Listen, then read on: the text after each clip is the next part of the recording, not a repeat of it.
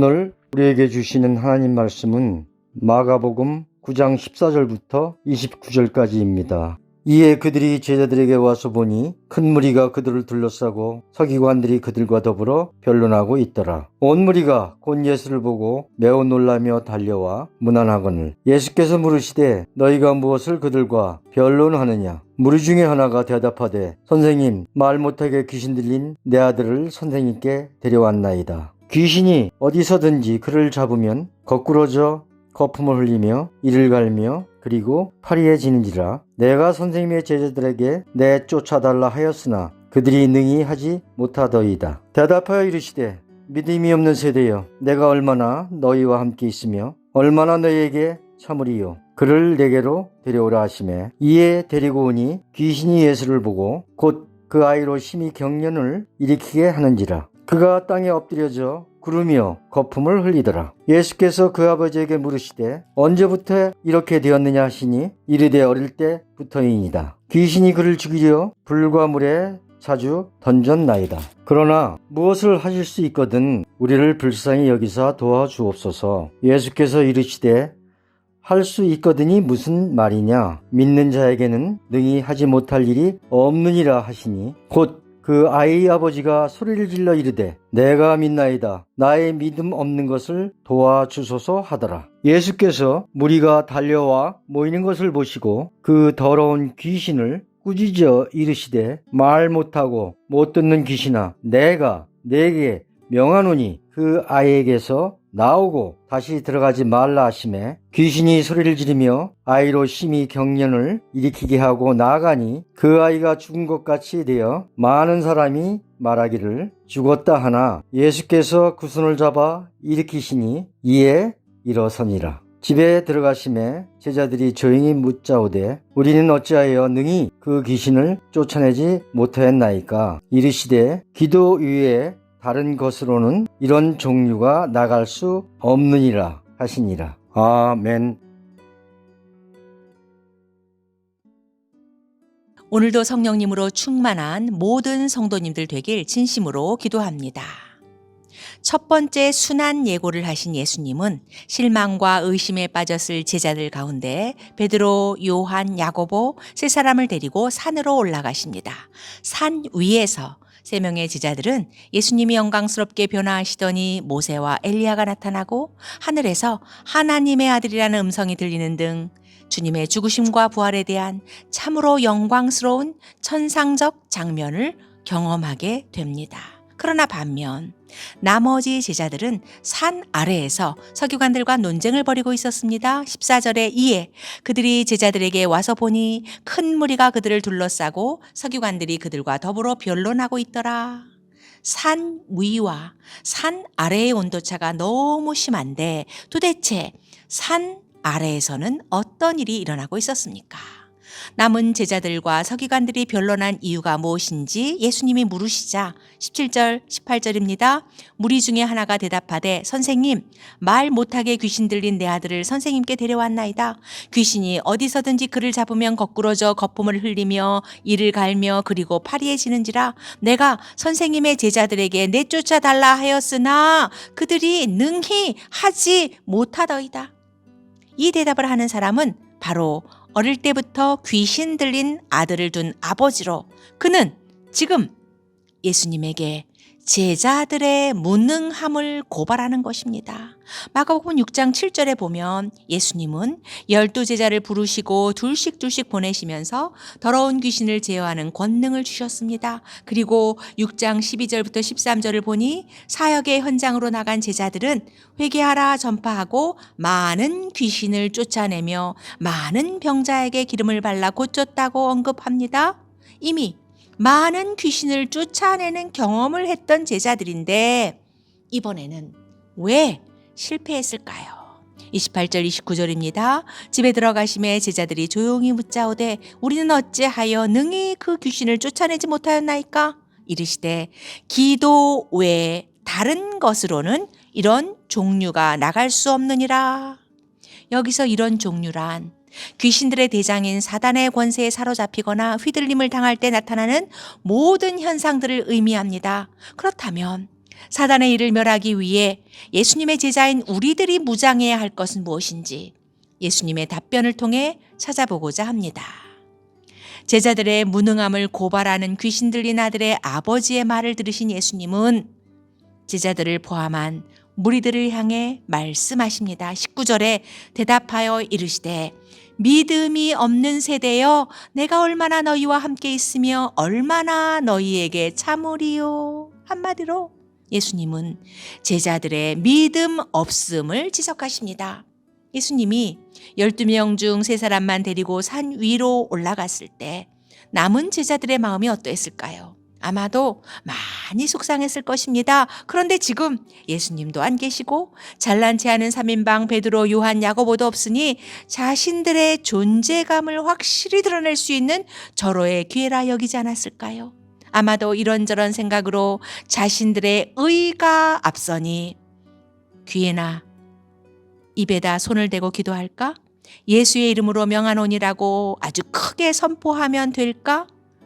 오직 예수 이름의 능력과 권세를 믿고 신뢰하기보다는 자신들의 힘을 과시하고자 다양한 방법을 시도하며 치유하고자 했을 것입니다. 그래서 그들은 실패했습니다. 그러면 믿음이 있다는 것은 무엇입니까? 나면서부터 걷지 못해 성전 미문에 앉아 구걸하고 있는 자를 향해 베드로가 선포합니다. 사도행전 3장 6절에 은과 금은 내게 없거니와 내게 있는 이것을 내게 주노니 나사렛 예수 그리스도의 이름으로 일어나 걸으라. 여기서 은과 금은 세상 사람들이 전적으로 의지하는 모든 것들의 상징입니다. 그런데 내 힘, 내 능력, 내 배경, 내 자질 등 내가 갖고 있는 그래서 내가 의지하고 있는 이 모든 은과 금은 모조리 다 내려놓고 오직 예수 그리스도 이름의 권세와 능력만 의지하는 것이 믿음 있는 자의 모습입니다. 사단의 권세 앞에 불가항력적인 여러 문제 앞에서 당면한 여러 고난 속에서 내가 할 수 있는 것은 아무것도 없으니 내 뜻, 내 의지, 내 방법 등은 다 내려놓고 오직 예수 그리스도 이름의 권세와 능력에 나를 연결하는 것이 올바른 믿음입니다. 이제 사단의 일을 멸하기 위해 예수의 제자인 우리들이 무장해야 할 또 다른 요소는 무엇일까요? 제자들이 자신들의 실패의 원인을 묻자 예수님이 답변하십니다. 29절에 이르시되 기도 외에 다른 것으로는 이런 종류가 나갈 수 없느니라. 예수님은 제자들에게 귀신을 제어하는 권능을 주셨지만 그 권능이 계속 발휘되려면 끊임없는 기도가 수반되어야 합니다. 그러나 제자들은 많은 귀신을 내쫓았던 과거 이력에 사로잡혀 한 번 주어진 권능이 영원할 것이라는 착각 속에서 지속적으로 기도하지 않았을 것입니다. 하나님의 아들이신 예수님의 공생의 사역의 근저에는 끊임없는 기도가 있었습니다. 온종일 사역하신 예수님은 무리를 보내신 후에 기도하러 따로 산에 올라가셨습니다. 예수님은 새벽 아직 밝기도 전에 일어나 한적한 곳으로 가셔서 기도하셨고 예수님은 12명의 제자들을 택하기 전 산으로 가서 밤이 새도록 기도하셨습니다. 그리고 예수님은 십자가 죽음의 길로 나아가는 그 순간까지도 계속 기도하셨습니다. 하나님이신 예수님도 이렇게 끊임없이 간절히 기도하셨는데 왕년의 금식기도, 과거의 철야기도, 어제의 새벽기도로 결코 오늘을 살 수는 없습니다. 형식적이고 의식적인 기도, 10분, 20분의 짧은 기도로는 결코 나를 이길 수 없고 세상을 이길 수 없습니다. 사단의 권세 앞에, 불가항력적인 여러 문제 앞에서, 당면한 많은 고난 속에서 나는 아무것도 할 수 없기에 천부여 의지 없어 손들고 주께로 나아가 오늘도 내일도 새벽에도 밤에도 끊임없이 애통하며 기도하는 자의 기도를 하나님이 들으십니다. 예수님은 이제 곧 온 인류를 죄와 사망의 권세에서 구원하시기 위해 십자가 죽음으로 나아가셔야 합니다. 그리고 제자들 앞에는 산 위의 영광스러운 천상적인 풍경이 아니라 귀신에 사로잡혀 살아가고 있는 산 아래 세상이 기다리고 있습니다. 오늘을 사는 우리의 상황도 그때와 다를 바 없습니다. 아니, 재림의 때가 다가올수록 사단은 자기 수하에 있는 모든 귀신들을 총동원해서 더욱더 교모하고 더욱더 악랄하게 막바지 발악을 할 것입니다.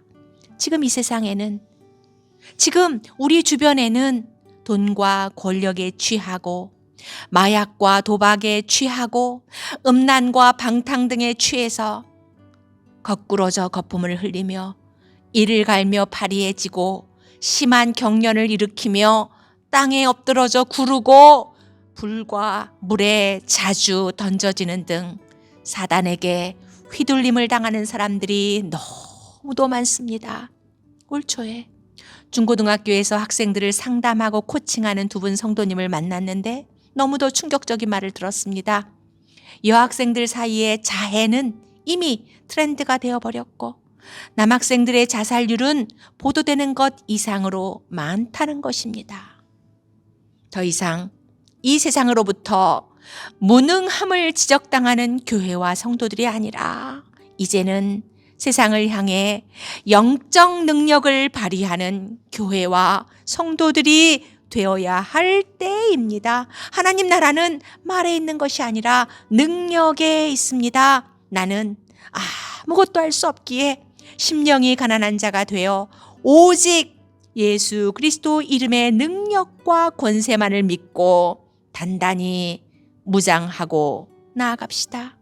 주께서 응답하실 때까지 애통하는 마음으로 나 자신과 이 시대와 이 세대를 향해 끊임없이 간절히 기도합시다. 시간이 없습니까? 거의 24시간 우리 손에 들린 모바일 폰을 내려만 놓아도 우리는 하루 1시간 집중적으로 기도할 수 있는 시간을 확보할 수 있습니다. 특히 이 사순절 기간 동안 우리 모두 더 힘써 뜨겁게 기도합시다. 오직 예수 그리스도 이름의 능력과 권세를 믿고 끊임없이 간절히 기도할 때 비로소 우리를 통해 하나님의 능력이 나타나며 하늘의 뜻이 이 땅에 이루어질 줄 믿습니다. 아멘.